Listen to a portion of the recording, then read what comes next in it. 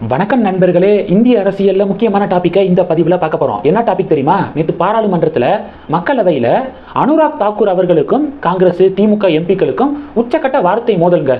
அனுராக் தாக்கூர் அவர்கள் யாரு? பாஜகவுடைய எம்பி. ராகுல் காந்தி அவர்கள் முந்தா நேற்று பார்த்தீங்க அப்படின்னா கையில் ஒரு புகைப்படத்தை எடுத்துட்டு வந்து ஒரு போட்டோவை எடுத்துட்டு வந்து அல்வா கிண்டக்கூடிய செரிமோனி இருக்கு பார்த்தீங்களா? பட்ஜெட் தாக்கல் செய்யறதுக்கு முன்பாக அல்வா கிண்டக்கூடிய செரிமோனி நடக்கும். அல்வா சாப்பிடக்கூடிய ஒரு நிகழ்வு நடக்கும். அதை விமர்சனம் பண்ணியிருந்தாரு. பார்த்துக்கோங்க, இந்த புகைப்படத்தில் இருக்கக்கூடிய நபர்களை நீங்கள் பார்த்தீங்க அப்படின்னா ஓபிசி, எஸ்சி, எஸ்டி போன்ற நபர்கள், இதில் இருக்கக்கூடிய இந்த கம்யூனிட்டியை சேர்ந்தவங்க யாருமே இந்த ஃபோட்டோவில் இல்லை அப்படின்னு சொல்லிட்டு ராகுல் காந்தி அவர்கள் கிரிட்டிசைஸ் பண்ணியிருந்தாரு. ராகுல் காந்தி அவர்கள் எந்த ஒரு டிபார்ட்மெண்ட்டாக இருந்தாலும் அது ஜாதி ரீதியாக கண்ணோட்டத்தில் தொடர்ந்து பார்த்துட்டு இருக்காரு அப்படிங்கிற குற்றச்சாட்டை பாஜகவினர் முன்வைக்கிறாங்க. இப்படி தான் தேர்தல் பிரச்சார சமயத்தில் அக்னி பாக்ஸ் டீம் இருக்குது பார்த்தீங்களா, அதை கடுமையாக விமர்சனம் பண்ணுறதுக்காக என்ன தெரியுமா சொன்னார்? இந்திய ராணுவத்தில் 2 பிரிவுகள் இருக்குது. மோடி அரசாங்கம் 2 பிரிவாக இந்திய ராணுவத்தை பிரிச்சிருக்காங்க. ஒரு குரூப்பில் பார்த்தீங்க அப்படின்னா வசதி கம்மியான ஷெட்யூல்டு கேஸ்ட், ஷெட்யூல்டு ட்ரைபு, இவங்கெல்லாம் ஒரு பிரிவாக இருக்காங்க. அவங்களுக்கு பேர் அக்னி வீரர்கள் அப்படின்னு சொல்லிட்டு பேர் வச்சிருக்காங்க. அவங்களுக்கு எந்த ஒரு பெனிஃபிட்ஸும் கிடையாது. இதே இன்னொரு பிரிவு பார்த்தீங்க அப்படின்னா மற்றவர்கள் இருக்காங்க, ரொம்ப பணக்கார மற்றவர்கள் இன்னொரு பிரிவில் இருக்காங்க, அவங்களுக்கு எல்லா சலுகையும் கொடுக்கப்படுது அப்படின்னு ஜாதி ரீதியாக இந்திய ராணுவத்தை குறிப்பிட்டு பிரித்து பேசியிருந்தாரு. அதுக்கே மிக கடுமையான எதிர்ப்புகளை நம்ம ராணுவமே தெரிவிச்சிச்சு. இதை நம்ம பார்த்துருப்போம். இப்போ பார்த்தீங்கன்னா பாராளுமன்றத்தில் மறுபடியும் அதே மாதிரி அல்வா கிண்டக்கூடிய அந்த செரிமோனியை அந்த புகைப்படத்தை ஷேர் பண்ணி இதில் இருக்கக்கூடிய நபர்களை பார்த்தீங்கன்னா, அதிகாரிகளை பார்த்தீங்கன்னா ஓபிசி, எஸ்சி, எஸ்டி இல்லை அப்படின்னு குறிப்பிட்டிருந்தாரு. இதை நம்ம பார்த்தோம். இப்போ ராகுல் காந்தி அவர்களுடைய பேச்சுக்கு பாஜக எம்பி இந்த வாட்டி அனுராக் தாக்கூர் அவர்கள் மத்திய அமைச்சரவை அந்த லிஸ்ட்டில் இல்லை, பிஜேபியுடைய எம்பியாக தான் இருக்காரு. அவர் பாராளுமன்றத்தில் ராகுல் காந்தி அவர்களுடைய பேச்சுக்கு கடுமையான கண்டனத்தை பதிவு செஞ்சிருக்காரு. ஃபர்ஸ்ட், அல்வா காங்கிரஸ் ஆட்சி மக்களுக்கு எவ்வளவு அல்வாக்களை கொடுத்துருக்கு தெரியுமா இதுக்கு முன்பாக அப்படின்னு சொல்லிட்டு ஒரு பெரிய பட்டியலை ரிலீஸ் பண்ணியிருக்காரு. ஃபர்ஸ்ட் பார்த்தீங்கன்னா போபர்ஸ் பீரங்கி ஊழல் மூலமாக மக்களுக்கு அல்வா கொடுத்துச்சு. 2வது ஆண்ட்ரிக்ஸ் தேவாஸ் ஒப்பந்த மோசடி, அதில் மக்களுக்கு அல்வா கொடுத்துச்சு. 3வது நேஷனல் ஹெரால்டு மோசடியில் அல்வா கொடுத்துச்சு. 4வது நீர்மூழ்கி கப்பல் ஸ்கேமு, அதில் அல்வா கொடுத்துச்சு. 5வது அகஸ்டா வெஸ்ட்லேண்ட் விவிஐபி ஹெலிகாப்டர் லஞ்ச ஊழல், அதில் மக்களுக்கு அல்வா கொடுத்துச்சு. அடுத்து 2G ஊழல், இதில் அல்வா கொடுத்துச்சு. அடுத்து நிலக்கரி ஊழலில் மக்களுக்கு அல்வா கொடுத்துச்சு. காமன்வெல்த் கேம்ஸில் ஸ்கேம் நடந்துச்சு, அதன் மூலமாக மக்களுக்கு அல்வா கொடுத்துச்சு. அடுத்து வால்மீகி மாநகராட்சி ஊழல் மூலமாக மக்களுக்கு அல்வா கொடுத்துச்சு. அடுத்து தீவனம் மற்றும் யூரியா ஊழலில் மக்களுக்கு அல்வா கொடுத்துச்சு. காங்கிரஸ் ஆட்சியில் இவ்வளவு அல்வாக்களை காங்கிரஸ் கொடுத்துருக்கு அப்படின்னு சொல்லிட்டு அனுராக் தாக்கூர் அவர்கள் பேசியிருக்காரு. அடுத்து என்ன குறிப்பிட்டிருக்காரு அப்படின்னா, ஜாதிவாரி கணக்கெடுப்பை பற்றி பேசுகிறவங்க, தன்னுடைய ஜாதி தெரியாதவங்களாம் ஜாதிவாரி கணக்கெடுப்பை பற்றி இப்போ பேசிக்கிட்டு இருக்காங்க.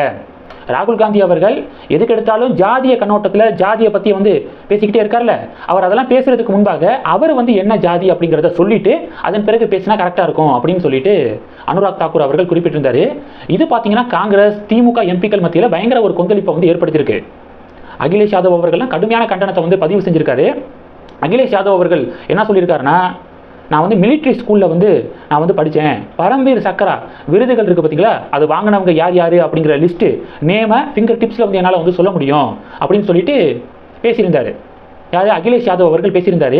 உடனே எழுந்து அனுராக் தாக்கூர் என்ன சொன்னார்னா, நீங்கள் மிலிட்ரி ஸ்கூலில் படிச்சிங்க, நான் பார்த்தீங்கன்னா இந்திய ராணுவத்தில் 124 ரெஜிமெண்ட்டில் கேப்டனாக நான் கண்டினியூ பண்ணிக்கிருக்கேன், நான் இந்திய ஆர்மியில் இருக்கேன், அதனால் எனக்கு ஆர்மியை பற்றி டீச் பண்ண வேண்டாம் அப்படின்னு சொல்லிட்டு அனுராக் தாக்கூர் அவர்கள் பதிலடி கொடுத்துருக்காரு.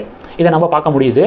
எதுக்காக அகிலேஷ் யாதவ் அவர்கள் இந்திய ஆர்மி குறித்து பேசினாரு, நான் மிலிட்ரி ஸ்கூலில் படித்தேன் அப்படிங்கிற மாதிரிலாம் எதுக்காக சொன்னார்னா, இந்த இராணுவத்தில் ஜாதிய ரீதியாக ராகுல் காந்தி அவர்கள் பேசினார் பார்த்தீங்களா, அக்னி வீரர்கள் குறித்தெல்லாம் குறிப்பிட்டிருந்தார்ல, அதற்கு பிஜேபி கடும் எதிர்ப்பை தெரிவிச்சிருந்தாங்க.